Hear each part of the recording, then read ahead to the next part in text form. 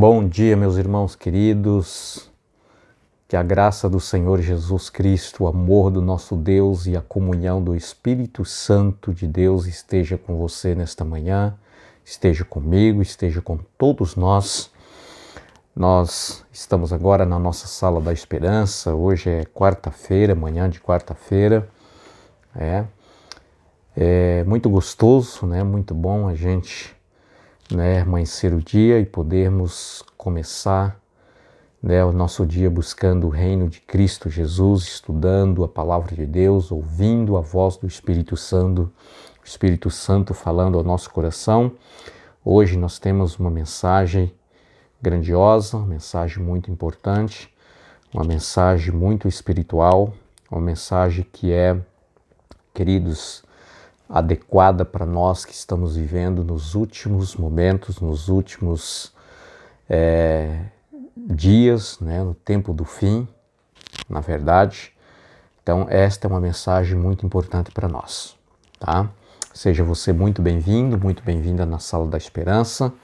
Deus continue enriquecendo a sua vida cada dia de conhecimento e que seja uma bênção na sua vida, o estudo sempre da Palavra de Deus. Eu quero orar com vocês neste momento, buscando de Deus a bênção da luz de Cristo, da luz da Palavra de Deus, para que nós possamos compreender a sua Palavra. Vamos orar. Deus amado, querido nosso Pai, nosso muito obrigado pela oportunidade de nesta manhã podermos estudar um pouco mais da Tua Palavra. Pedimos ao Espírito Santo para que esteja conosco em nome de Jesus. Amém. O som da trombeta é o título da nossa lição de hoje. A nossa lição baseia, queridos, o nosso estudo no capítulo 4, versos de 3 ao 18 do livro de 1 Tessalonicenses. E aqui nós temos uma mensagem muito grandiosa, importantíssima para nós. Na visão do apóstolo São Paulo e dos pregadores da igreja apostólica, da igreja primitiva, os primeiros anos da pregação do Evangelho, da igreja cristã, havia ali entre os irmãos o ardente desejo do coração de cada um deles de ver Jesus voltando ainda naqueles dias. Essa era a mensagem que eles estavam pregando, que eles estavam ensinando ali por todo mundo conhecido daqueles dias. Tá? A pregação era que Jesus estaria voltando ainda naqueles dias para estabelecer o seu reino para sempre. Tá?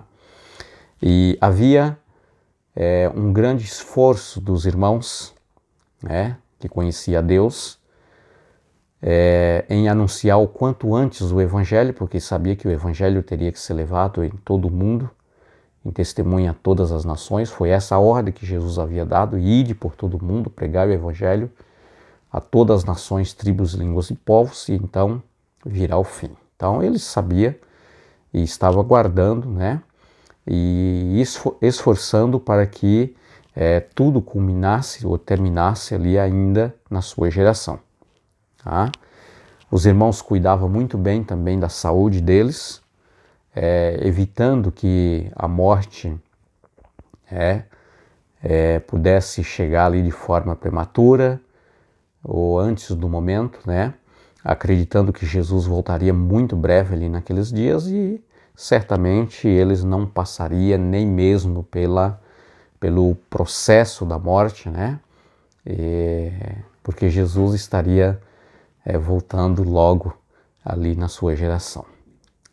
Mas, amados, à medida que os dias iam passando, o tempo, os anos, a morte ia aparecendo e muitos daqueles queridos irmãos iam sendo levados pela morte, um velório, outro mais que acontecia, e até um determinado momento em que perceberam então que muitos daqueles rostos queridos que tinham convivido com os irmãos, ali a igreja estava sempre próximo, sempre perto, né?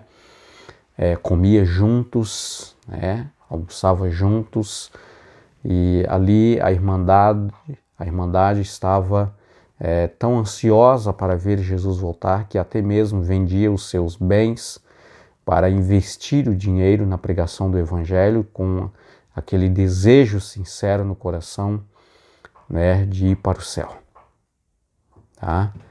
Mas muitos daqueles rostos queridos, né, já não estavam mais entre os irmãos. E desespero começou a bater no coração, né? Muitos começaram também a se desanimar, e foi aí que Paulo então enviou esta carta para a igreja de Tessalônica, tá?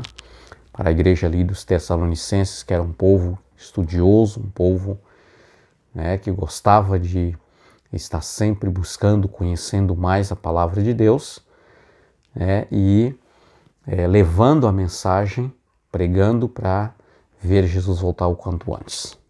Tá? E foi aí que Paulo então escreveu, queridos, esse texto que nós vamos estudar agora. Tá? E eu leio aqui na minha Bíblia, Paulo dizendo assim: não queremos, porém, irmãos, né, que sejais ignorantes com respeito aos que dormem, para não vos entristeceres como os demais que não têm esperança. Então, podemos ver que ali já estava batendo algum desespero, tristeza, né, pelo muitos dos irmãos que estavam sendo levados pela morte, né, e Paulo estava dizendo: não quero que seja isso algo que seja ignorado por vocês quanto os irmãos que dormem, pois nós cremos que Jesus morreu e ressuscitou. Assim também Deus, mediante Jesus, trará sua companhia aos que dormem. Tá? Ora, ainda vos declaramos por palavra do Senhor isto: nós, os vivos que ficamos até a vinda do Senhor, de modo algum precedemos os que dormem. Tá? Essa era uma grande esperança que Paulo queria que tomasse conta do coração dos irmãos, em saber que Jesus havia morrido, mas havia ressuscitado, tá? E pela sua ressurreição ele traria a vida àqueles que o desceram à sepultura. E os vivos, Paulo, crendo também que Jesus ainda voltaria na sua geração, seríamos então transformados e transladados. Portanto, o Senhor mesmo, dado a sua palavra de ordem, ouvida a voz do arcanjo e ressoada a trombeta de Deus, descerá dos céus, e os mortos em Cristo ressuscitarão primeiro. Depois nós, os vivos que ficamos, seremos arrebatados juntamente com eles entre nuvens para o encontro do Senhor nos ares, e assim estaremos para sempre com o Senhor. Tá? Que esperança linda e maravilhosa, né? Consolai-vos, pois, uns aos outros com estas palavras. Eu quero tirar aqui algumas lições importantíssimas aqui para nós, e eu quero compartilhar com vocês. Queridos, primeiro ponto, tá? Se a pessoa morre e uma alma sai do corpo e vai para o céu, não tem nenhuma necessidade de ressurreição. Ok? Não precisa de ressurreição e nem da segunda vinda do Senhor Jesus. Para que ele vir aqui? Não há essa necessidade. Tá? Se Jesus vai voltar pela segunda vez e os mortos em Cristo ressuscitam primeiro, queridos, é porque estão mortos. Tá? Estão no sepulcro. Ok? Muito bem. Consolai-vos, pois, uns aos outros com estas palavras. Tá?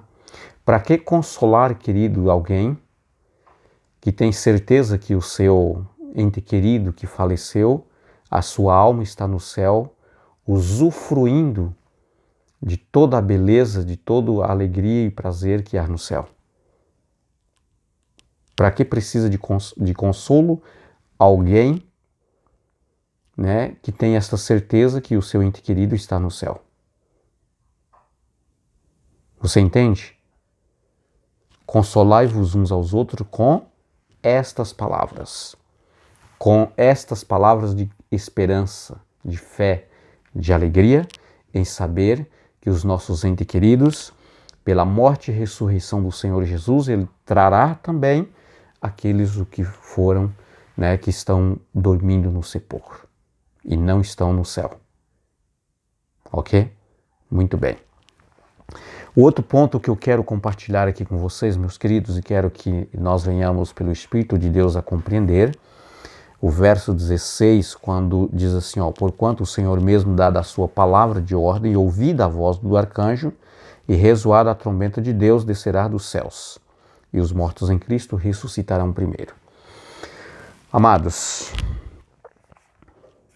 em Apocalipse, no capítulo 8, passando para o capítulo 9, capítulo 10 e até o capítulo 11, nós encontramos ali as 7 trombetas. De que trombeta é essa que Paulo está falando? Que ao ressoar a trombeta de Deus, descerá do céu e os mortos ressuscitarão primeiro. Paulo já tinha certeza, queridos, e por isso que ele está dizendo que somente quando Jesus voltar, os mortos ressuscitaria. E por isso ele mencionou aqui a 7ª trombeta. Tá? Por que a 7ª trombeta? Porque Jesus só volta nesse contexto. Ok? Isso é muito importantíssimo, queridos, tá? Para a nossa compreensão. Em que período da história nós estamos vivendo? São 7 trombetas, quando você abre a sua Bíblia a partir do capítulo 8, verso de 1 e 2 de Apocalipse, né? E daí para frente você vai ver ali, né, as 7 trombetas. Tá? Essas 7 trombetas, queridos, elas teriam um período para elas estar tocando. Tá? E elas começou a tocar, né, desde o começo da igreja primitiva. Tá? A trombeta, querido, era um instrumento tocado, né, por alguém que estava de sobreaviso, principalmente por atalaias, né, no tempo do passado, geralmente uma cidade, tinha ali uma atalaia, que ele ficava de olho para ver se não estava chegando algum invasor, né? Algum exército de um outro país que estava chegando para assaltar ou para invadir esse país. Então, havia ali um atalaia, né, que ele ficava sempre de olhos, de sobreaviso, e sempre que ele via algo estranho, ele anunciava com o toque da trombeta, para que o rei, todo o povo da sua nação, ficasse sabendo que algo estranho estava para acontecer. Algum evento estava acontecendo. Tá? Então, queridos, essas 7 trombetas, elas teriam 7 períodos importantes, 7 grandes eventos acontecendo. Tá? Por exemplo, as 7 primeiras trombetas já foram tocadas, né, desde o período, da igreja primitiva ali até propriamente o quarto século. Né?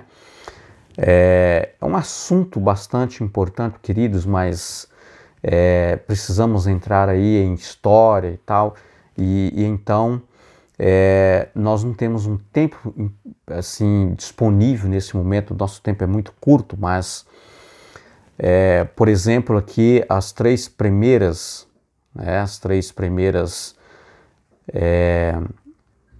trombetas que foram tocadas, né, fala da queda do Império Romano, né, ocidental. Da 4ª à 6ª da queda do Império Romano Oriental, né? E todos ali os acontecimentos. É algo muito histórico, né? Que a gente precisa de entrar aí e tomar um bom tempo, algo que nós não temos nesse momento, tá? Mas as 6 primeiras trombetas já foram tocadas, todas já foram cumpridas, tá? Quem sabe mais para frente nós teremos um tempo importante para falar aí sobre os acontecimentos de cada uma delas e os períodos e o que foi que aconteceu. Tá? É um sonho que eu tenho de algum tempo poder ter esta oportunidade de passar esse conhecimento, né, de toda a história da igreja, a igreja cristã, né, da igreja primitiva, até a sétima trombeta que culmina ou termina, né, com a volta de Jesus. Queridos, a sétima trombeta, nós encontramos a sua inscrição no capítulo 11, né, do verso 15 até o verso 19 de Apocalipse. Tá? E aqui tem alguns eventos importantes. Tá? Eventos que exatamente se cumprem no nosso tempo. Quando que começou o período da sétima trombeta? O período da sétima trombeta começou a partir, queridos, do chamado o último tempo, que foi a partir de 1798, quando culminou com o término até a sexta trombeta, né, que termina ali nessa data e começa então o toco da sétima trombeta. Então, ali em 1798, começou ali o chamado do tempo do fim. Tá? E o que aconteceria no tempo do fim? Escurecimento do sol, escurecimento da lua, queda das estrelas, tá? O maior de todos os terremotos, como nós conhecemos na história, o terremoto de Lisboa, tá? Que atingiu vários países juntos, né? Tudo como cumprimento da sétima trombeta, tá?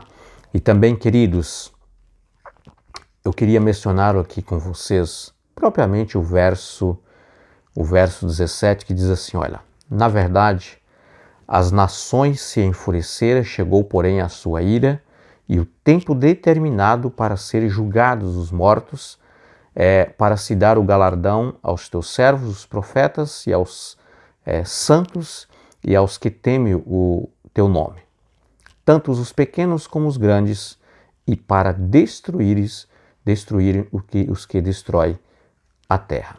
Abriu-se então o santuário de Deus, que se acha no céu, e foi vista a arca da aliança no seu santuário. Tá? E sobrevieram relâmpagos, vozes, trovões, terremotos, forte chuva de granizo. Ok. Quando, queridos, que o santuário de Deus foi aberto? Tá? Em 1844, quando nós conhecemos essa data como a data do desapontamento, em que a igreja daqueles dias aguardava, esperava Jesus voltar naquele dia 22 de outubro de 1844. Jesus não apareceu, Jesus não veio naquele dia, e os estudiosos da palavra de Deus disseram, vamos então estudar a palavra de Deus, mais ainda as profecias, para vermos em que erro o que aconteceu, né? Se foi Jesus que errou não voltando na data, ou se foi nós que entendemos a profecia, né? Uma profecia que nós imaginamos que estava cumprindo, cumpriu uma outra, tá? Enfim, queridos, foi exatamente nesse dia que o santuário foi aberto. Jesus estava passando do lugar santo para o lugar santíssimo, tá? Esse verso 18 de Apocalipse 11 estava se cumprindo. Jesus não voltaria nesse dia à terra, mas ele estava passando do lugar santo para o lugar santíssimo para cumprir uma grande missão. Que missão era essa? A missão de julgar os mortos. Começou então ali um juízo chamado juiz investigativo. Tá? Juiz investigativo. Os mortos, aqueles que morreram um dia crendo na promessa, crendo na volta de Jesus, então estaria a partir daquele dia passando pelo juiz investigativo. Tá? Então, queridos, em que período da história nós estamos vivendo? Exatamente nos últimos momentos, tá? Nós estamos vivendo exatamente no período do toco da sétima trombeta, que culminará com a segunda vinda do Senhor Jesus. E como diz o apóstolo São Paulo, os que morrerem em Cristo ressuscitarão primeiro. Jesus está voltando a qualquer momento, querido, da nossa, aí quem sabe, até mesmo aqui na nossa geração. Eu acredito que Jesus virá na nossa geração. Nós estamos vivendo exatamente os últimos instantes, os últimos momentos do toque desta trombeta que Paulo está falando. E os nossos entes queridos ressuscitarão com Cristo Jesus para a eternidade. Então, meus queridos, eu desejo a você que realmente Deus esteja te abençoando, que seja muito aproveitoso, tá? O nosso estudo da nossa lição e também, meus queridos, os vídeos que você está participando, que você está ouvindo e que você está, então, aí, ajudando outras pessoas, passando para outras pessoas, participando com outras pessoas, ou seja, participando com outras pessoas para que elas também tenham esse conhecimento. Não deixe de ouvir o vídeo, né? Mas fica até o final, são tão importantes, né? E que Deus te abençoe. Tenha um bom dia e até amanhã, se Deus quiser. Logo nós estamos de volta com outro estudo da nossa lição. Fica com Deus, um abraço a todos.